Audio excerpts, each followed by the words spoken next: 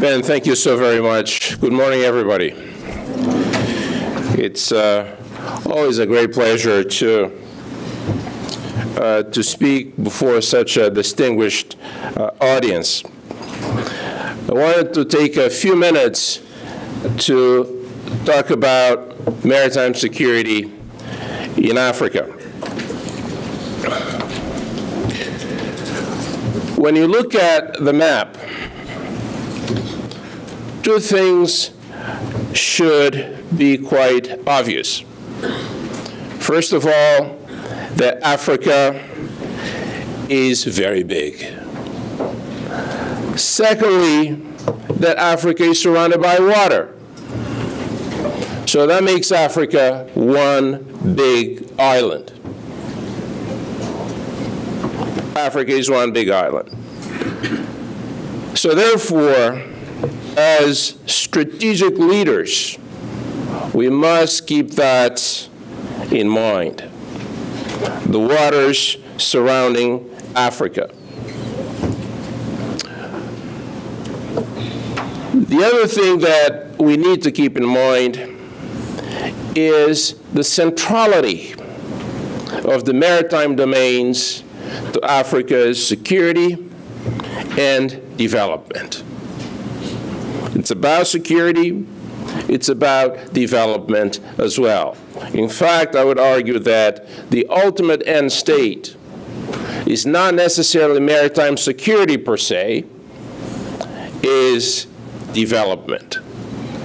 Maritime security is one of the many ways to get to development. All of you know, of course, that fish contributes to much of the nutritional needs of our fellow Africans on the continent. In fact, it's about 200 million Africans who depend on fish for much of their food and nutritional security. So maritime security is really, really important, both in terms of security proper and in terms of the development aspirations of the whole entire continent. But Ben asked me to talk a little bit about the threats to maritime security on the continent.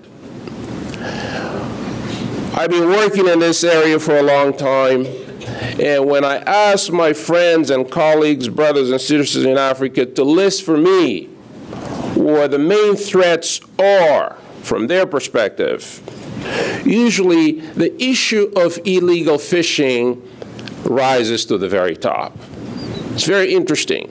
When you ask a non-African audience, usually it's piracy and armed robbery at sea that rises to the top.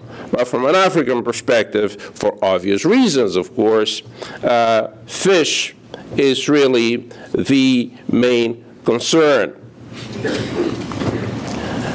Fishing then, IUU fishing. The oceans around the world are being devastated. And Africa is no exception. Africa loses, this is a very conservative estimate, about $1 billion a year as a result of IUU fishing. This is a big, big, big concern that is getting worse by the day. Just take a look at it. Take a look at the figures. West Africa in particular is under threat. The fisheries in West Africa are being devastated. Look at Ghana. And I'm not picking on Ghana, by the way, my dear sister there. I'm not picking on Ghana. And the reason why I have this slide here is actually because I've been very directly involved on what is being called the Security Governance Initiative This is a presidential initiative that is focusing on 6 African countries, including Ghana. And on Ghana, I'm the maritime lead. So I've been doing a tremendous amount of work and research on Ghana. Just recently, a few days ago, we were at the State Department doing a fisheries workshop as part of this security governance initiative. And a colleague from the USAID had this slide. And I said, look, I'm going to speak to senior leaders from Africa, and I need to borrow your slide. He had a trend line. He had a red trend line that he really made the point that the fisheries in Ghana are near collapse. Just think about it. Just imagine Ghana without the ability to have domestic sources of fish. Already Ghana is importing something like, conservative estimates, 40% of its domestic needs for fish. It's being imported. This is Ghana. Well, if I pick on Ghana, I might as well pick on Nigeria as well. Why not? Nigeria is importing 80% of fish right now. 80. Okay, and Nigeria has 2 problems. It has the security problem, and it has the IUU problem. Just think about it. And I could go down the list. Basically, from Senegal to Angola, most countries are now importing fish. And this is a major, major problem. And it has 2 dimensions. It has the development dimension, the food security dimension, and it has the security dimension. When your fellow citizens begin to ask difficult questions about where has the fish gone, I think that we may have some serious problems in our hands. Another issue that we should touch on is human smuggling. It's big business. And Africa is very much a part of it. Ambassador Carter yesterday was talking about some of the routes that go. One is east, on the east side, northeast side of the continent. The other one is on the northwest side of the continent. These are major smuggling routes. The ambassador was saying yesterday that one has more of a security dimension to it. The other one has more of an underdevelopment dimension to it. But be that as it may, you have a tremendous amount of smuggling going on. In addition to smuggling, of course, you have trafficking, where migrants are exploited upon arriving at their destination, exploiting as cheap labor and so on and so forth. That's another key threat facing Africa. Let me also mention narcotics smuggling. When we were first beginning this work on maritime security and talking to our African leaders, much of the response, and many officials would tell me, "Oh, Prof, you know, this is not our problem. This is a Western problem." Well, maybe you're talking about this because you've been in America too long. You know, you're the guys who consume the drugs and so on and so forth. Why are you basically talking to us about this issue?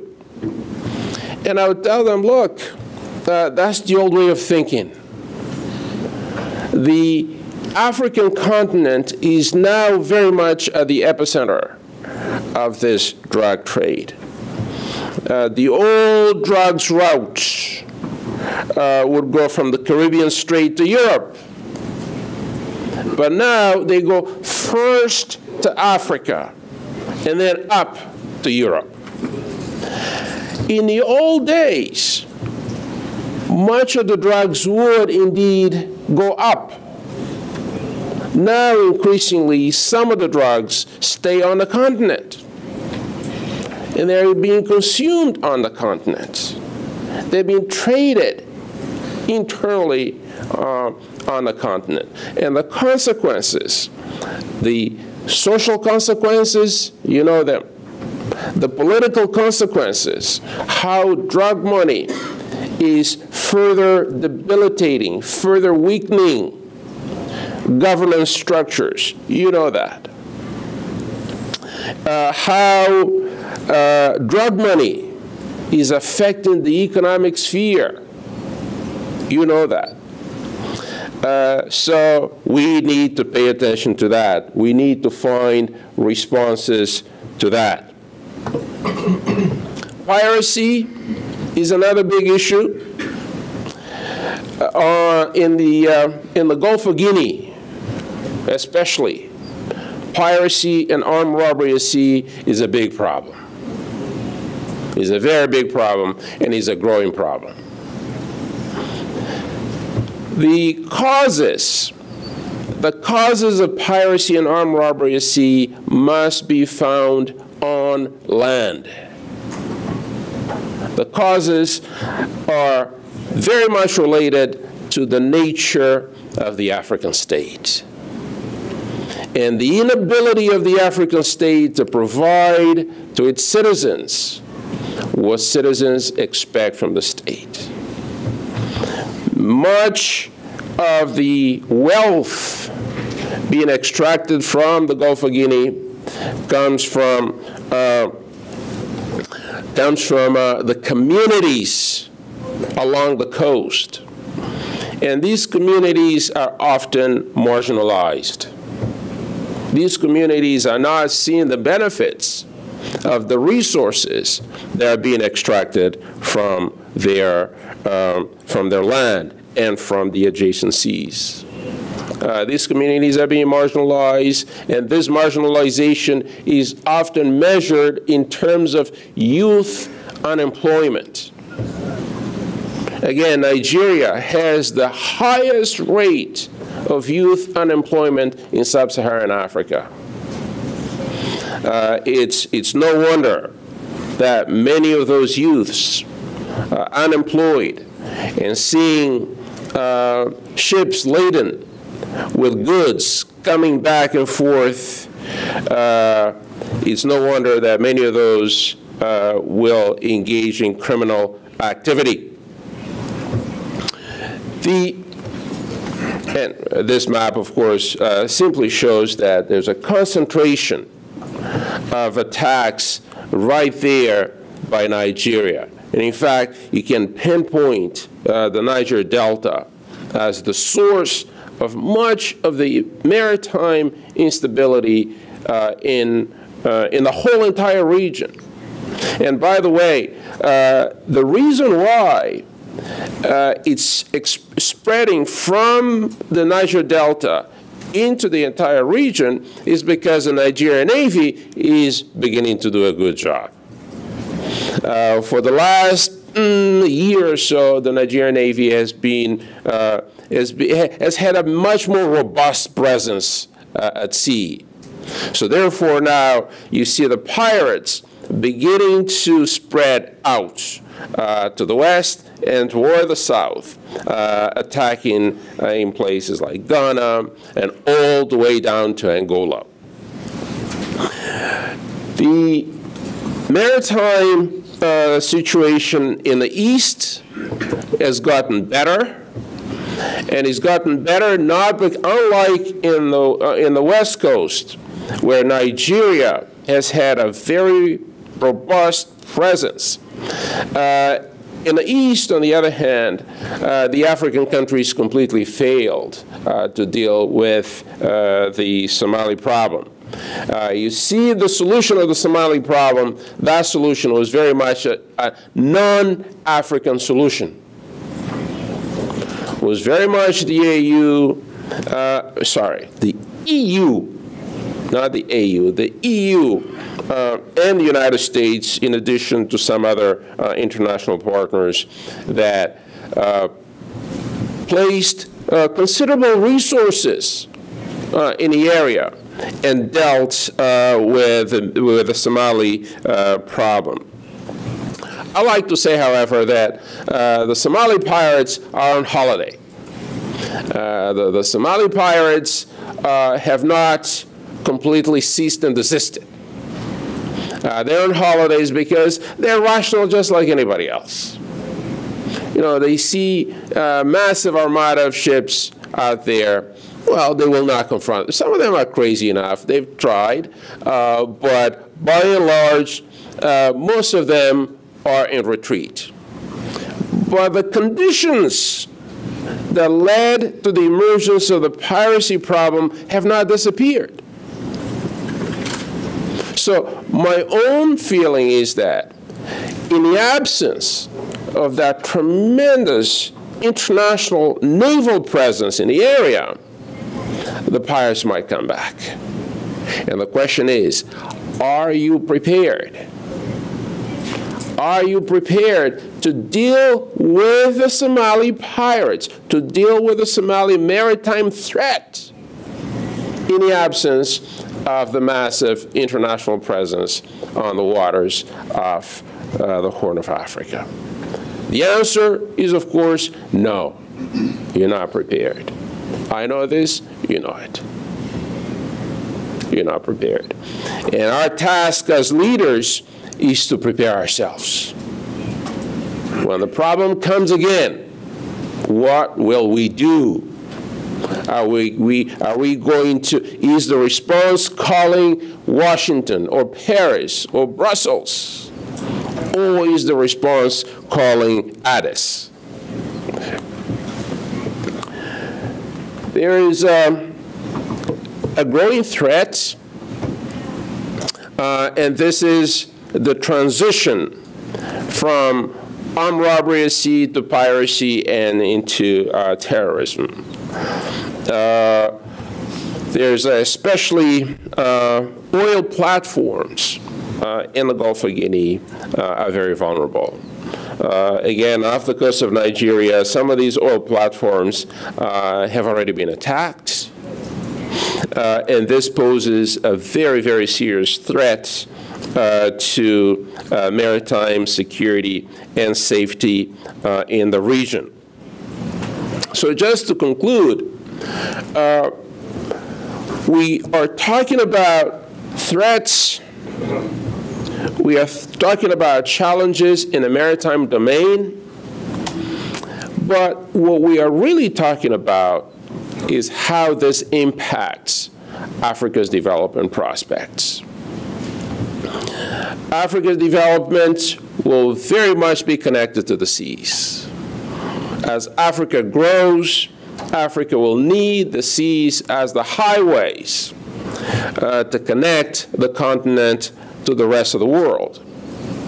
If these highways are somehow obstructed, if these highways are impassable, then Africa will have a tremendous challenges as it develops. We need to be in a position when tourists around the world, when they think of a tourist destination, they think the African coasts. We're not there yet. We need to bring security to the African waters to realize our development potential. Thank you very much for listening. So I'll hand the podium to my dear friend and colleague, Dr. Robbery.